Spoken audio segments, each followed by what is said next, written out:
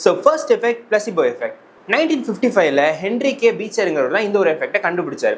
First of all placebo effect அப்படின்னா என்னன்னு பார்த்தோம்னா, ஒரு ஹெட்ஏக் இருக்கிற பேஷண்ட்டுக்கு எந்த ஒரு ஆக்டிவ் கெமிக்கலுமே இல்லாத ஒரு டேப்லெட்டை ஒரு டாக்டர் கொடுத்தாங்கனாலும் அந்த பேஷண்ட்டுக்கு அந்த ஒரு டேப்லெட் வந்து ரியாக்ட் ஆகும்.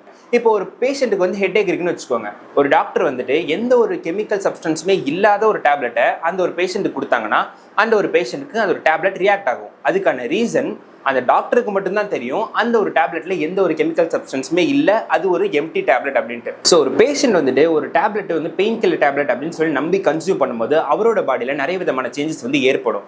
லைக் வந்துட்டு அவரோட பிரெயினில் வந்துட்டு எண்டோஃபில்ஸ் அண்ட் டோபமைன்ஸ் வந்து ரிலீஸ் ஆகும். ஸோ இதனால அவரோட பாடியில் வந்து பெயின் கண்ட்ரோல் ஆகும் அண்ட் வந்து ஆங்ஸைட்டி கம்மியாகும் அண்ட் ஸ்லீப்பும் இம்ப்ரூவ் ஆகும். இதுதான் வந்து பிளசிபோ எஃபெக்ட்ஸ். நம்ம நிறைய பேர் வந்து கேள்விப்பட்டிருப்போம், ஃப்ரெண்ட்ஸே கூட எனக்கு வந்து ஹெட்டேக்காக இருக்கு மச்சான், ஒரு டீ குடிச்சா தான் சரியாகும், ஒரு காஃபி குடிச்சா தான் சரியாகும்னு சொல்லிட்டு நிறைய பேர் இருக்கும். நம்மளே வந்து பர்சனலாக அதை ஃபீல் பண்ணியிருப்போம். இதுக்கான ரீசன் நம்ம மைண்டில் வந்துட்டு நம்ம ஒரு தலைவலிக்குது அப்படின்னா ஒரு டீ குடிச்சா சரியாயிடும் நம்ம அந்த விஷயத்தை நம்புறதுனால தான் நம்ம பாடியில் இருக்கக்கூடிய செல்ஃப் ஹீலிங் சிஸ்டம் ஆக்டிவேட் ஆகி நமக்கு வந்து பெயின் ரிலீஃப் ஆன மாதிரி நம்ம ஃபீல் பண்ணுறோம். இதுதான் வந்து பிளசிபோ எஃபெக்ட்.